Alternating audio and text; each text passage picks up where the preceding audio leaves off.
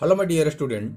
आज मैं trigonometry chapter class 10 exercise 8.2 question number 3 का सॉल्यूशन देखने वाले हैं।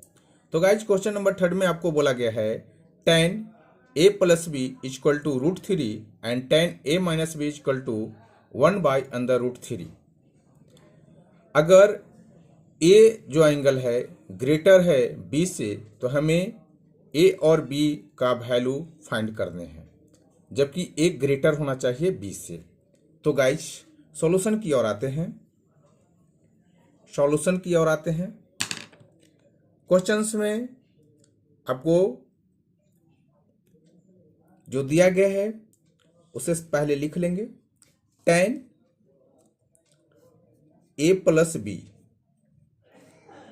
इक्वल टू √3 और यहां पर लिख लेंगे tan a minus b equal to 1/√3। इतना समझ में आ रहा है गाइस। यहाँ पे ध्यान देने वाली चीजें हैं कि यहाँ पे tan और थीटा का काम a प्लस बी कर रहा है। अब यहाँ पर देखिए कि √3 tan कितना का वैल्यू है, तो √3 जो है tan 60 का वैल्यू है। तो आगे हम इसका स्टेप लिखेंगे tan a plus b tan 60 degree. Okay, अब यहां पे आप एक गलती नहीं करिएगा कि tan से tan को कैंसिल कर दीजिएगा। हम tan को tan से कंपेरिजन नहीं किए हैं, बल्कि हम थीटा को थीटा से कंपेरिजन किए हैं। अब यहां पे क्या लिखेगा a plus b equal to 60 degree और इसको इक्वेशन फर्स्ट मान लीजिए। ओके, इसी तरीका से अब इसको देखिए कि इधर आपको लेफ्ट साइड आपको tan दिख रहा है और थीटा a माइनस बी का काम कर रहा है। और यहाँ पे आप देखिए 1/√3, तो tan कितना का वैल्यू 1/√3 होता है, तो tan 30 का वैल्यू होता है। तो इस तरीका से आगे सोल्व करेंगे। a माइनस बी लिखेंगे tan 30 डिग्री। इतना समझ में आ रहा है। अब हम इसका मतलब ये नहीं होता है कि आप tan से tan को कैंसिल कर दीजिएगा। मैंने इसलिए किया है कि थीटा से थीटा को कंपेरिजन किया है। तो यहां पे लिखेगा a minus b equal to आपको 30 डिग्री। इसको इक्वेशन सेकंड मान लीजिएगा। ओके, अब सॉल्यूशंस की ओर आते हैं। तो फर्स्ट इक्वेशन और सेकंड इक्वेशन को क्या करेगा, आप ऐड कर दीजिएगा। तो adding equation first plus second. Okay, इतना समझ में आ रहा है।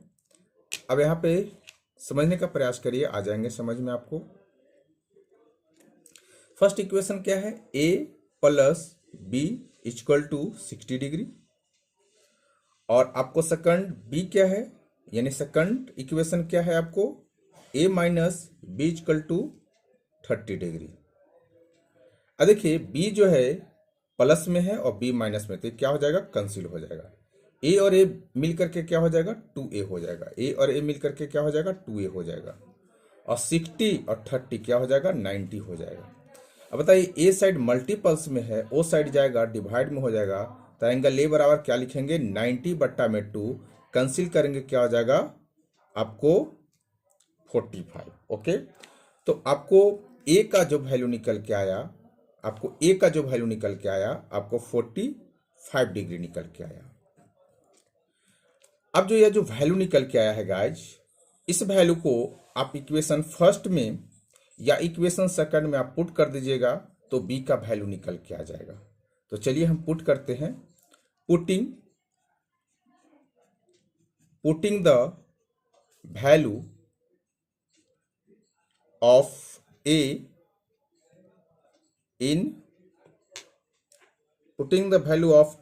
in इक्वेशन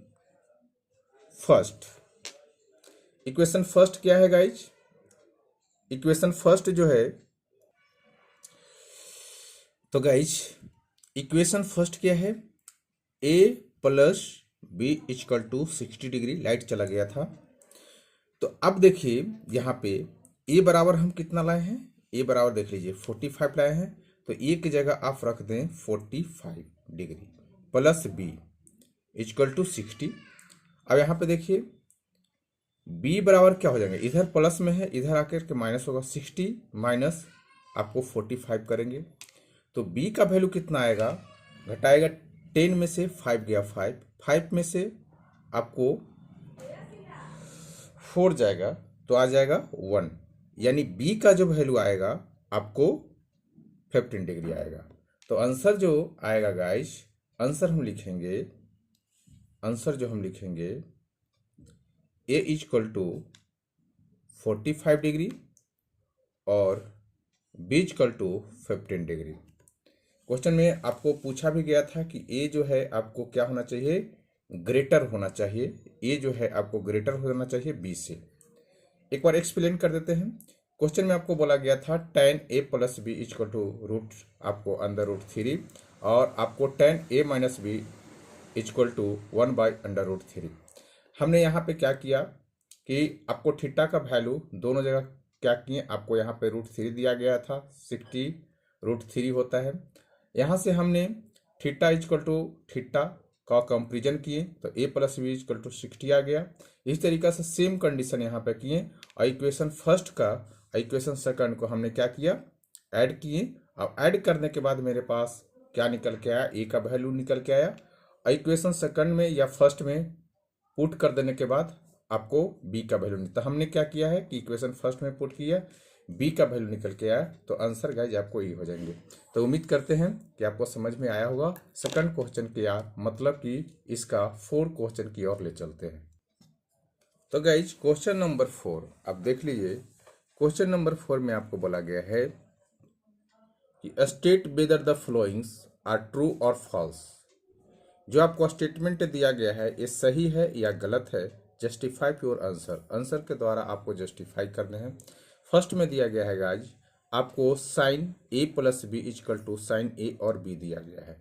तो चलिए इसको सोल्व करते हैं। आप यहाँ पे देख लीजिए, आपको क्वेश्चन में दिया गया फर्स्ट में sine a plus b equal to आपको sine a plus sine b, ऐसा क्वेश्चन दिया गया है। अब देखिएगा हम यहाँ पे से कुछ क्या कर लेते हैं, लेट कर लेते हैं। क्या करते हैं, लेट कर लेते हैं। हम यहाँ पे मान लिया कि a यानी साइन a बराबर साइन a यानी a इक्वल टू हम मान लेते हैं 30 डिग्री और साइन b इक्वल टू मान लेते हैं हम 60 डिग्री। तो क्या यहाँ पे जो साइन a प्लस b आपको इक्वल होगा साइन a और साइन b का, यानी LHS RHS का इक्वल होगा? तो देख लेते हैं। साइन a का वैल्यू कितना लिए हैं 30 और b का वैल्यू कितना लिए हैं 60 इक्वल टू साइन a का वैल्यू कितना लिए हैं 30 प्लस है, प्लस लगाएंगे। साइन b का वैल्यू कितना लिए हैं, साइन b का वैल्यू लिए हैं 60 डिग्री। ओके, अब यहाँ पे गाइज साइन 60 और 30 क्या हो जाएंगे 90। यहाँ पे साइन आपको 30 का जो वैल्यू आएंगे 1/2 आएगा और साइन 60 का जो वैल्यू आएगा √3/2 आएगा। ओके, साइन 90 का वैल्यू आपको 1 आएंगे। आप इसे ऐड करिएगा तो 2 का एलसीएम 2, डिवाइड करिएगा 1 में 1 से मल्टीपल करिएगा 1, यहाँ पे √3। अब देखिए LHS RHS का इक्वल नहीं हो रहा है तो ये स्टेटमेंट क्या है, फॉल्स है। लिखेंगे फॉल्स स्टेटमेंट। ओके, इसी तरीका से इसका सेकंड पार्ट को देखते हैं। तो गाइज आपका इसका सेकंड पार्ट क्या है देख लीजिए। सेकंड पार्ट आपको बोला गया है the value of sine theta increases as a theta increases. आप देखिए यहाँ टेबल में देखने का बोलिए। टेबल में देखिए साइन थीटा का वैल्यू देखिए 0 है, 1/2 है, 1/√2 है और √3/2 है, 1 है। जैसे जैसे थीटा का वैल्यू बढ़ते जा रहा है इसका थीटा का मान भी बढ़ते जा रहा है। आपको से यही चीज पूछा था क्वेश्चन में कि the value of increases the value of increases, the value of sine theta increases as the theta increases, क्या साइन थीटा बढ़ेंगे तो इसका थीटा का मान भी बढ़ेगा? यस, बिल्कुल बढ़ेगा।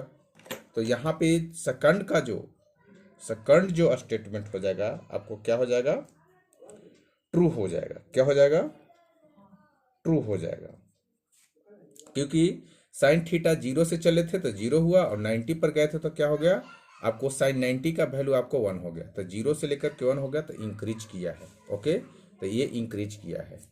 इसी तरीका से इसका थर्ड स्टेटमेंट देखिए। थर्ड स्टेटमेंट, तो गाइस थर्ड स्टेटमेंट क्या बोल रहे हैं?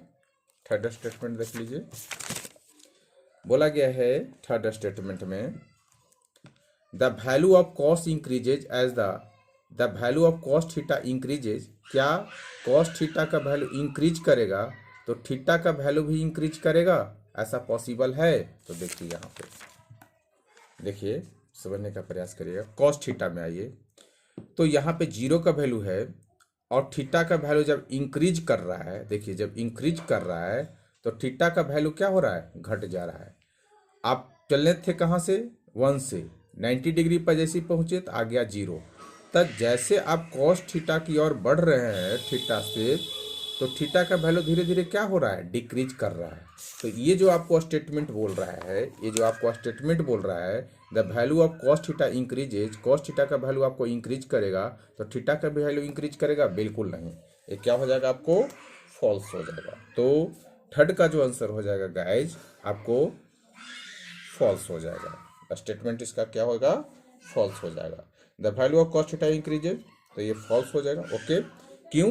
क्योंकि हम चले थे कॉस थीटा में चले थे 1 से 0 का वैल्यू, और जब यहाँ पे 90 पर पहुंचे तो यहाँ पे 90 पर जब पहुंचे तो मेरा क्या हो गया? यहाँ पे 90 पर पहुंचे तो 0 हो गया, इसीलिए क्या हो गया? एक फॉल्स हो गया। इस तरीके से इसको 4 पार्ट देख लेते हैं गाइज। 4 पार्ट क्या बोलता है, आप यहाँ पे देखिए 4 पार्ट्स को में क्या बोल रहा है। Sine theta equal to cos theta for all value of theta, कहता है साइन थीटा और कॉस थीटा का जो वैल्यू है सभी जगह इक्वल होंगे। देखिए समझिए, ये साइन थीटा है और ये कॉस थीटा है। साइन थीटा 0 का वैल्यू देखिए दोनों जगह सेम नहीं है, 30 में भी सेम नहीं, सिर्फ और सिर्फ कहाँ है? 45 डिग्री में सेम है, यहाँ भी सेम नहीं है, यहाँ भी सेम नहीं है। तो ये चीज आपको बोला गया कि आप हमें ये बताइए कि साइन थीटा और आपको कॉस थीटा का सभी वैल्यू जो होता है 0 डिग्री, आपको 30 डिग्री, 45 डिग्री, 60 डिग्री, 90 डिग्री सभी जगह पे इक्वल होता है? तो बिल्कुल नहीं, इक्वल नहीं होता है। तो क्या लिखेंगे? इसका 4 का फॉल्स लिखेंगे, फॉल्स लिखेंगे। ओके, अब इसी का 4 पार्ट देख लीजिए, 4 पार्ट देख लीजिए। अब 5 पार्ट देखिए। देखिए यहाँ पे बोला है कि cos A is not defined for A equal to 0 degree. तो गाइज cot A जो है, अब देख लीजिए 5 पार्ट इसका, 5 part. cot A is not defined for A equal to 0 degree. तो यहाँ पे देखिए cot बराबर क्या लिख सकते हैं? कॉस थीटा बटा में साइन थीटा। अगर कॉस हम 0 का वैल्यू लेते हैं और साइन 0, तो क्या हो जाता है? 1/0 हो जाता है, तो अनडिफाइंड बोल सकते हैं। मीन्स आपको जो कॉट 0 का वैल्यू जो होंगे, आपको कॉट 0 का जो वैल्यू होगा, कॉट आपको 0 का वैल्यू होगा, वो क्या होगा? आपको अनडिफाइंडेड होगा। क्या हो जाएंगे? अनडिफाइंडेड, जिसको इनडिफाइंड भी बोल सकते हैं या नोट डिफाइंड भी बोल सकते हैं, नोट डिफाइंड। तो गाइज क्वेश्चन बहुत अच्छे से समझ में आए होंगे। फर्स्ट जो आपको क्वेश्चन है फिर से आपको शॉर्ट में एक बार समझा देते हैं। आपको बोला गया कि यहाँ पे आपको बहुत अच्छा से समझा है तो इसको समझाने की जरूरत नहीं है। सेकंड में देखिए, आपको साइन थीटा इंक्रीज करेगा तो थीटा का भी वैल्यू बढ़ेगा, बिल्कुल बढ़ता है साइन में। कॉस थीटा इंक्रीज करेगा तो थीटा का वैल्यू इंक्रीज करेगा, नहीं डिक्रीज करेगा। ओके, यहाँ पे बोला sine theta equal to cos theta, all value equal होता है, नहीं सिर्फ 45 का वैल्यू इक्वल होता है। और यहाँ पे तो अभी जस्ट समझाएं, तो आई होप कि आपको समझ में आया होगा। थैंक यू गाइज, वीडियो अच्छा लगा होगा तो लाइक करिएगा, सब्सक्राइब करिएगा, अपने दोस्तों में ज़रूर शेयर करिएगा।